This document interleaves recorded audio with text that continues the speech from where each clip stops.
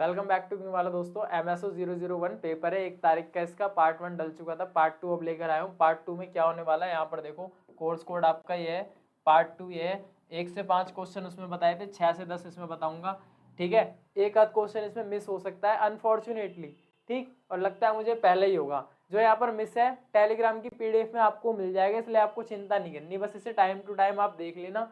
ठीक, चलिए डिटेल देख लो क्या है। पार्ट 1 जिसने नहीं देखा वो पहले जाएगा पार्ट 1 देखेगा, क्योंकि जिसने पार्ट 1 नहीं देखा वो क्या है कि यही क्वेश्चन थे। क्वेश्चन पेपर कौन सा है? आई थिंक ये 2023 का सबसे लेटेस्ट पेपर है। ठीक, पार्ट 1 में आपको पता लग जाएगा। नहीं पता लग रहा तो यहाँ पर भी कंफर्म करवा देता हूँ मैं आपको कौन सा पेपर था ये।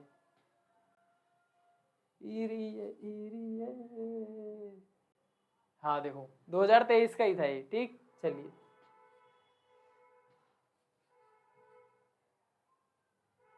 अब आ जाओ। पहला क्वेश्चन क्या है आपका?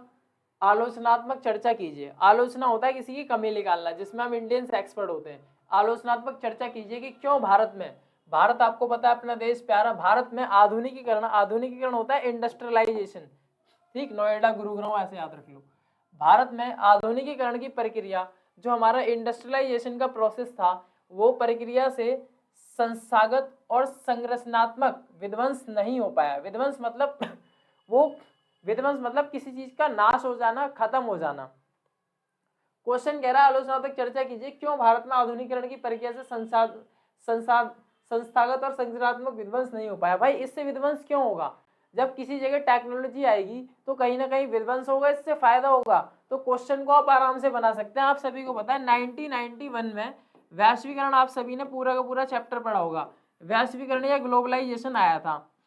ठीक, जिसे वैश्वीकरण के नाम से आप जानते हैं। और इसी में से कुछ दोस्तों ने हमारे ये भी पढ़ा होगा, LPG, ये वो वाला नहीं है, liquid petroleum gas, liberalisation, privatisation and globalisation. इसी की देन है जो मैकडॉनल्ड्स का बर्गर खा रहे हो आप, जींस की पैंट पहने हो, डेनिम पहन के मैं खड़ा हूँ यहाँ पे, चीन का बोर्ड चला रहा हूँ मैं, है ना, ये सब ग्लोबलाइजेशन की देन है। आपने ये भी सुना होगा, 2-3 टर्म आपको बता दूं, हालांकि ये क्वेश्चन अटैच करवा दूंगा मैं, आयात और निर्यात। जो चीज आप बाहर से खरीदते हो वो होता है आयात, जो चीज आप अपने देश से बाहर भेजते हो वो होता है निर्यात। हालांकि बाहर तो हम कम बेचते हैं, खरीदते ज्यादा है ना। आपने देखा भी होगा इंडिया में make in India, made in India, है ना, सारी चीज यहीं पर बनाने की हम कोशिश कर रहे हैं। तो कहीं ना कहीं इन चीजों से हमारे यहाँ फायदा होने वाला है। आलोचनात्मक चर्चा कर दो, इससे विध्वंस क्यों होगा भाई। ठीक, और इसको अटैच करवा दूंगा क्वेश्चन को मैं, आप वहां से आपको क्लियर हो जाएगा। मैंने आपको बेस तैयार करा है कि क्या है आधुनिकीकरण। लैंगिकता की चर्चा कीजिए। लैंगिकता क्या होता है? जेंडर। जेंडर क्या होता है? 2 ही तरह के जेंडर अभी तक समाज में है जिन्हें कोर्ट ने माना है, मेल फीमेल। हालांकि एक नया भी इन दिनों चल रहा है, वो कौन सा है आपका? TG, transgender. ये कौन से होते हैं आपके, जिन्हें आप अलग अलग नामों से जानते हो। ठीक, चलिए, ठीक, मेल होता है, फीमेल होता है, ट्रांसजेंडर होता है। तो लैंगिकता की चर्चा कीजिए। ये कहाँ है? ये हमें किसने दिया? तुम कभी कभार सोचते हो सर जी किसने दिया? ये समाज ने दिया है हमें। ये किसने दिया? हमें सोसाइटी ने दिया है। सोसाइटी नहीं बताया कि लड़की ताकतवर, लड़की कमजोर है, लड़का ताकतवर है, लड़का होशियार है, लड़की कम होशियार है। ये सारी चीजें समाज ने सिखाई है। भगवान ने ऊपर से इक्वल बना के भेजा था, नीचे हमने क्लासिफिकेशन कर लिए एज पर अ नीड।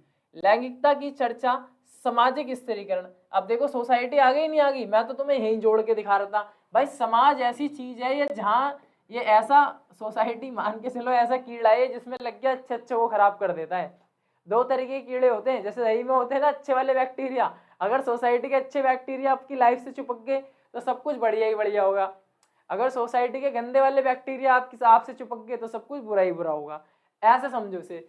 सामाजिक स्थिरीकरण के आधार पर रूप में चर्चा कीजिए। लैंगिकता मैंने बता दिया आपको क्या होता है, जेंडर होता है आपका। ठीक, चलिए अब मैं आपको बता दूं, देखिए जिसे वहां समझ में नहीं आया वो यहाँ समझ लेना, क्योंकि हम सब किताबी कीड़े ज्यादा हैं। लैंगिकता समानता का अर्थ है पुल्लिंग और स्त्रीलिंग। देखिए पुल्लिंग लिखना था हालांकि से, पुल्लिंग और स्त्रीलिंग एक जैविक तथ्य है। यदि इस तथ्य के साथ किसी प्रकार की असमानता जोड़ दी जाती है तो यह सामाजिक तथ्य बन जाता है, जिसे लैंगिक असमानता कहा जाता है। अब देखिए सब कुछ इक्वल है, आप मेल हो या फीमेल हो, है ना, 4 से 5 लीटर खून है, 206 हड्डी उनमें, 206 हड्डी हम में। अब सोसाइटी ने कह दिया लड़की कमजोर होती है पढ़ाई में, हमने मान लिया। लड़की क्या होती है? लड़कों से कम ताकतवर होती है, हमने मान लिया। फिर जब हमारे सामने मैरी कॉम जैसी निकल निकल के आती है ना, तो हमें याद होता है कि लड़कियों से ताकतवर भी हो सकती हैं। तो ये क्या है, ये जब सोसाइटी कुछ इस तरीके का गैप क्रिएट कर दे कि लोगों के मन में चीज आने लग जाए, तो कहीं ना कहीं एक दूसरे को जेंडर ऊंचा नीचा। अब वुमेन एम्पावरमेंट की बात आप करते हो, लड़की को सीट चाहिए, उन्हें रिजर्वेशन भी चाहिए, है ना, चाहे पार्लियामेंट हो चाहे जॉब हो। हालांकि रिजर्वेशन के नाम पे तो पूरा देश बटा हुआ है, फिर भी एक छोटी सी बात आपको यहाँ पर बताना चाह रहा हूँ। देखिए क्या है लिंग, लिंग जेंडर शब्द का प्रयोग पुरुषों, लिंग जेंडर जो शब्द होता है कि पुरुषों और स्त्रियों के गुणों के कुल्लक तथा समाज द्वारा उनसे अपेक्षित व्यवहारों के लिए किया जाता है। ठीक, लिंग किसी भी व्यक्ति की सामाजिक पहचान इन्हीं अपेक्षाओं से होती है। यह अपेक्षाएं इस विचार पर आधारित हैं कि कुछ गुण, व्यवहार, लक्षण, आवश्यकताएं तथा भूमिका पुरुषों के लिए प्राकृतिक है, जबकि कुछ अन्य गुण, भूमिका स्त्रियों के लिए। एग्जाम्पल के लिए आपको बताता हूँ, कोई लड़का आपने ऐसा देखा हो जिसकी हरकतें लड़की जैसी हो, तो कहीं ना कहीं उसके नए नए नाम हम देते हैं। और कोई लड़की ऐसी हो जिससे लड़कों वाले शौक हो, तो हम कह सकते हैं यहाँ पर जिन गुणों की बात की गई है, गुणों का हेर फेर आपस में हो जाता है। हालांकि इन दिनों ट्रेंड चल रहा है, लड़कियों को लड़कों वाली कटिंग पसंद है, लड़कों वाले कपड़े पसंद है ना, वो एक कॉमन बात है। लेकिन जब जरूरत से ज्यादा ही गुणों का हेर फेर हो जाए, जो स्टॉक पे आपने एक लड़का भी देखा होगा जो पूरी तरह से लड़की में चेंज हो गया था। ठीक, तो मैं आपको करंट के एकदम एग्जाम्पल दे रहा हूँ। ध्यान देने की बात है, लिंग केवल जैविक तथ्य नहीं है, क्योंकि लड़का लड़की जन्म के समय यह नहीं जानते कि उन्हें क्या बोलना है, किस प्रकार का व्यवहार करना है, क्या सोचना है, किस प्रकार से प्रतिक्रिया करनी है। प्रत्येक समाज में पुल्लिंग तथा स्त्रीलिंग के रूप में उनकी लैंगिक पहचान है। भाई सिंपल है, लड़का गिरा है, लड़के कभी रोते नहीं है, लड़की गिरी, लड़की तो कमजोर होती है। तो जैसे जैसे हम बड़े हो रहे हैं, चीजें सीखते जा रहे हैं, तो सोसाइटी हमें सिखाती है लड़की कमजोर होती है, लड़की साड़ी पहनती है, लड़की ये पहनती है। आपने एक पिक्चर भी देखी होगी अक्षय कुमार की सौगंध, जिसमें एक वो होते हैं सारंग, वो अपनी बेटी को इस तरह से ट्रेन करते हैं, उसमें सारी लड़कों वाली आदत होती है, शिकार करना, घुड़सवारी करना, तलवारबाजी करना, है ना। अपनी हमारी जो झांसी की रानी थी उनके बारे में भी आपको पता होगी। तो सोसाइटी क्रिएट करती है। भगवान जो बना के, भगवान जो जन्म देते हैं वो किसी भी तरह का ऊंच नीच हेर फेर नहीं करते, हम सब करते हैं। जब ये हेर फेर जरूरत से ज्यादा हो जाए तो इसे ही सामाजिक असमानता या लैंगिक असमानता के नाम से जाना जाता है। ऐसा छाप लो कॉपी में। प्रत्येक समाज में पुल्लिंग तथा स्त्रीलिंग के रूप में उनकी लैंगिक पहचान है निश्चित की जाती है। इसी प्रक्रिया के द्वारा उन्हें सांस्कृतिक अपेक्षाओं का ज्ञान भी होता है। चलिए, संस्थाएं उन्हें मूल्य व्यवस्था, ये देखिए वो ये नियम वगैरह, मैंने आपको जहां तक मेरा अंदाजा है इससे अच्छा मैंने आपको अपने लेक्चर में बता दिया होगा। फिर भी आपको लग रहा है पेपर में तो देखो 20 नंबर का है तो छापना पड़ेगा, पूरा का पूरा पढ़ लेना। जहां तक मैंने आपको समझाया उससे अच्छा इसमें नहीं लिखा होगा, इतना मैं आपको गारंटी दे रहा हूँ। इतनी अच्छी इग्नू की किताबें होती ना तो कोई भी इग्नू वाला पे पढ़ने नहीं आता। ये सच्चाई है। निर्जातीयता क्या है, पहले शब्द समझो, निर्जातीय है क्या। निर्जातीय तो सीमा रेखा को बनाए रखने के लिए बार्थ, बार्थ कौन है, पार्थ नहीं है आपके, बार्थ है, पार्थ तो मेरे दोस्त का नाम है। चलिए ठीक, बार्थ के नजरिए। ठीक, चलिए अब भाई निर्जातीय, निर्जातीय एक ऐसा साझा नस्ली जनजातीय, साझा नस्ली जनजातीय सांस्कृतिक समूह है जो किसी जनसंख्या में आसानी से पहचान लिया जा सके। समाजशास्त्री इस पर समूह नहीं मानते, ये मात्र व्यक्तियों का एक समूह होता है।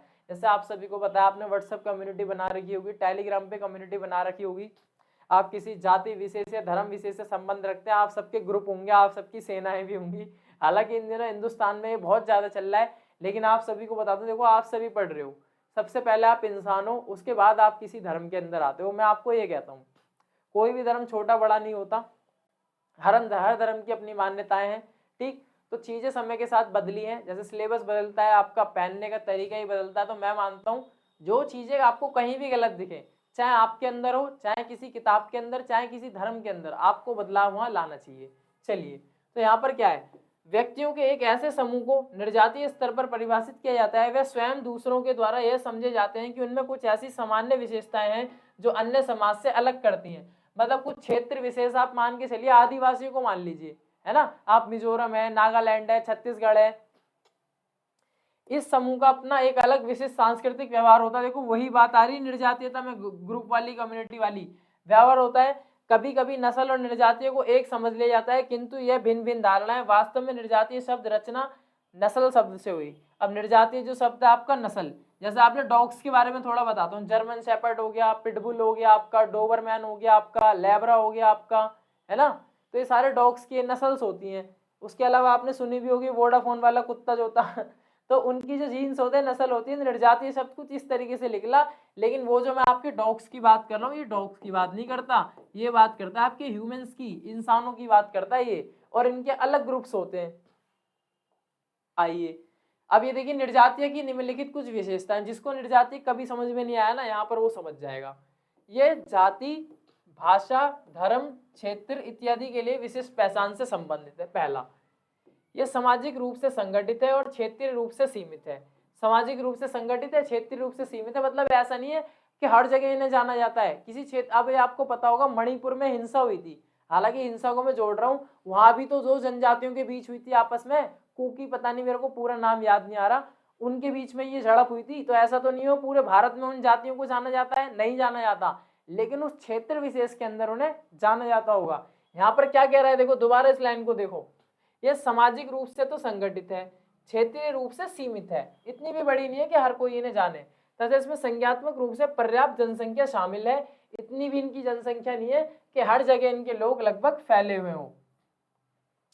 ठीक, चलिए, यह एक संदर्भ समूह है जिसके सापेक्ष पदयुक्त वास्तविक है, विकासात्मक प्रक्रिया से बाहर रहने तथा यहाँ तक कि असमान विकास का शिकार होने के कारण निर्जातीय आंदोलन कारण बनती है। यह भारतीय राजनीति में न केवल जनसाधारण असंतोष का कारण है। अब देखिए पूरा का पूरा निर्जातीयता के बारे में आपको मैंने समझा दिया है। ठीक, इसके अलावा सिविल समाज क्या है? सिविल होता है नागरिक, आप सब सिविलियन हैं। दिल्ली की बात करें, आपने देखा भी होगा सिविल डिफेंस नाम से यहाँ पर एक सेना बना रखी है ना। सिविल डिफेंस हालांकि दिल्ली के जो हमारे सीएम है श्री अरविंद केजरीवाल, उनके द्वारा बनाई गई थी। एलजी और उनमें तड़प झड़प चलती रहती है, तो अभी कुछ शायद 22,000 कुछ वहाँ पे सिविल डिफेंस वालों को निकाला भी गया है। मुद्दा ये नहीं है, मैं आपको मतलब समझा रहा हूँ सिविल है क्या, सिविल समाज क्या है, लोकतंत्र में इसकी क्या भूमिका है। अब आप ये देखो, हालांकि उन्हें मार्शल्स की पोस्ट दी गई थी, जैसे हमारे यहाँ जो बस चलती है ना दिल्ली में, वो वुमेन सेफ्टी के लिए बैठाए गए थे। हालांकि ऐसा कुछ लोग कहते हैं कि वो कहीं सेफ्टी नहीं करते, आराम से बैठे रहते हैं, और एक बस के अंदर 3-3 लोगों को सैलरी देनी पड़ रही थी सरकार को, ड्राइवर, कंडक्टर और ये मार्शल। चलिए, नागरिक समाज की भूमिका, सक्रिय नागरिक, सक्रिय मतलब होता है एक्टिव। आप सभी हो, आपको दिन दुनिया का कुछ नहीं पता, मेरी जॉब, मेरा घर, मेरा दोस्त, मेरा भाई, उसके अलावा कुछ नहीं पता कहाँ क्या हो रहा है, तो आप एक्टिव नागरिक नहीं माने जाओगे। एक्टिव मतलब ये नहीं कह रहा कि तुम बंगाल का पता लगाओ, सुबह शाम आधा आधा घंटा न्यूज़ देख लो, फोन पे फालतू की चीज छोड़ के थोड़ी सी अपडेट्स ले लो, ऐसा नहीं है। जिस जॉब की लोकेशन पे आपको जाना है वहाँ दंगे चलने आप चले गए, तो एक्टिव नागरिक कुछ ऐसा होता है। औपचारिक लोकतांत्रिक व्यवस्थाओं में से मान्यता है कि निर्वाचित प्रतिनिधि अपने मतदाताओं के हितों और प्राथमिकताओं को वाणी देने के लिए काम करते हैं। मतदाता कौन होता है? वोटर्स। हम सब ने कोई सरकार चुनी किस लिए? हमारे लिए अच्छा काम करे, देश का विकास करे, हमारी जरूरतों को पूरा करे, लेकिन चुनने के बाद हम ही उनके ऑफिस में जाने के लिए घंटों घंटों लाइन में लगते हैं। जो लोग कभी ये कहते थे कि हम आम आदमी हैं, आज वो अरबों खरबों के फ्लैटों में रहते हैं और एसी, मकान, दुकान, महंगी महंगी लग्जरियस लाइफ में वो घूमते हैं, है ना। कभी कोई आम आदमी जो अपने आप को कहता हो आज, तो मैं किसी की बुराई नहीं कर रहा, तो आप सभी ने देखा होगा जब हमारे इन लीडर्स के कंफर्ट की बात आती है तो देश की बड़ी से बड़ी बिल्डिंग में पूरे कंफर्ट लगा देते हैं, कॉफी से लेके, हीटर से लेके, एसी से लेके सब। लेकिन जब नागरिकों की बात आती है, पानी रुका हुआ है, लाइट टूटी हुई है, पंखे चल नहीं रहे, मच्छर मक्खियां भिनक रही हैं, गंदगी वहां पर पड़ी हुई है, तो इस तरह के कंफर्ट ही हमें देते हैं। थोड़ा सा यहाँ पर आ जाओ, सिविल, वो हमारी बात करो सिविल, तो यह प्राथमिकता को वाणी देने के लिए करते हैं। देखो यहाँ पर कितना अच्छा लिखा है किताब में, नागरिक समाज की भूमिका सक्रिय नागरिकता की है। औपचारिक लोकतांत्रिक व्यवस्थाओं में यह मान्यता है कि निर्वाचित प्रतिनिधि अपने मतदाताओं, निर्वाचित प्रतिनिधि कौन? जिसे हमने चुना है, निर्वाचित प्रतिनिधि अपने मतदाताओं के हित मतलब जो उसके फायदे की बात हो, हितों और प्राथमिकताओं को वाणी देने के लिए काम करते हैं। इसलिए अपने प्रतिनिधियों को निर्वाचित करने के बाद शासन में नागरिकों की वास्तव में कोई सक्रिय भूमिका नहीं होती। ये सच बात है। एक बार आप किसी गवर्नमेंट को पावर में लिया है, उसके बाद कोई वोटर पता नहीं कहाँ पड़ा हुआ है। ठीक, तो आप अपने वोट को बहुत बड़ी पावर समझा करिए, है ना। मैं किसी भी धर्म की बात नहीं कर रहा, तेज तेज चिल्लाने से या बड़े बड़े झंडे लगाने से कोई महान नहीं बनता। ऐसा होता तो आज गांधी जी का कितना प्रमोशन करा है हमारे देश वालों ने, करा है नहीं करा, लेकिन फॉरेन तक में उन्हें जाना जाता है। हालांकि उन्होंने काम अच्छे किए हैं या बुरे किए हैं वो एक अलग बात है, लेकिन आपको बता रहा हूँ प्रमोशन करने की आवश्यकता उसे नहीं होती। हमारे चैनल देखने वाला कितने ऐड देखे आपने यूट्यूब पे इसके एग्जाम्पल के लिए, फिर भी आप इसे ज्वाइन कर रहे हो, चाहे पेपर के टाइम में ही करो। अगर अच्छा नहीं है तो इसे अनसब्सक्राइब भी कर दो। ऐसा तो नहीं है कि बड़े बड़े बैनर लगवा दिए हमने।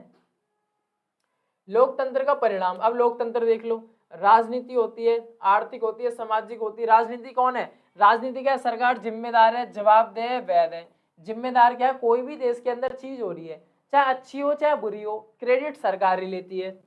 दूसरा, प्रॉब्लम होगी तो भी उससे जवाब लेंगे, अगर अच्छा काम करेगी तो भी उससे, अगर वो काम जो होगा संविधान को ध्यान में रखते किया जाएगा तो वैलिड है, नहीं किया जाएगा तो अनवैलिड है। आर्थिक आर्थिक समृद्धि और विकास, गरीबी और असमानता में कमी, असमानता सब तो दिन पर दिन बढ़ता ही जा रहा है। अब इसका कारण कुछ भी हो, है ना।